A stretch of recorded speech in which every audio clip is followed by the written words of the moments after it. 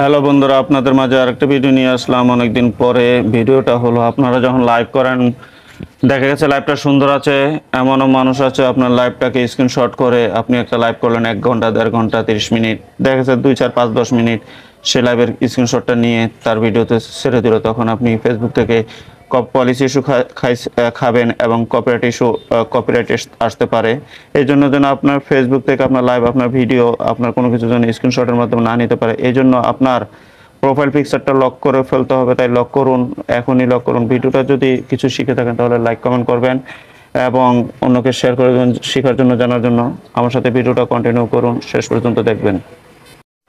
আর কথা বাড়াবো না, না বাড়িয়ে চলে যাব মোবাইলের মূল স্ক্রিনে, আমার অফিসিয়াল ফেসবুক অ্যাপসে।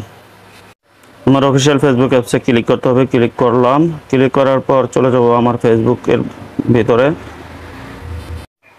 আমার উপরে কর্নারে প্রোফাইল পিকচার উপরে ক্লিক করতে হবে। ক্লিক করলাম। ক্লিক করার পর একটু অপেক্ষা করুন, আমার ফেসবুকের অ্যাপসের ভিতরে চলে যাবে। যে আমার প্রোফাইল পিকচার উপরে আবার ক্লিক করতে হবে। ক্লিক করলাম। ক্লিক করার পর একটু স্ক্রল করে নিচে নামতে হবে। নিচে নামুন। নিচে দেখেন turn on the profile picture guard, এটার উপরে ক্লিক করতে হবে। এখন এই যে turn on the profile picture guard, এটার উপরে ক্লিক করতে হবে। ক্লিক করলাম। ক্লিক করার পর একটু অপেক্ষা করতে হবে। এই নেক্সট অপশনে ক্লিক করার পরে এই লকটা হয়ে যাবে। আমি নেক্সট অপশন আগে ক্লিক করে ফেলছিলাম, তারপরে দেখাচ্ছি আপনাদেরকে।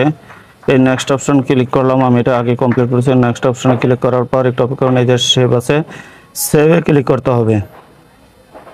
সেভে ক্লিক করার পর একটু অপেক্ষা করেন, লোডিং নিতেছে। এই দেখছেন আমার প্রোফাইল পিকচার লক হয়ে গেছে। এখন আমার মোবাইল থেকে কেউ আমার লাইভের ভিডিও স্ক্রিনশটের মাধ্যমে, কোনো কিছু স্ক্রিনশটের মাধ্যমে ডাউনলোড করতে পারবে না। তাহলে এই পর্যন্ত এই ভিডিওটা যদি আপনাদের ভালো লাগে তাহলে আমার সাথে থাকবেন। পরবর্তীতে ইনশাল্লাহ আবার দেখা হবে। ভালো থাকুন, সুস্থ থাকুন। আল্লাহ হাফেজ।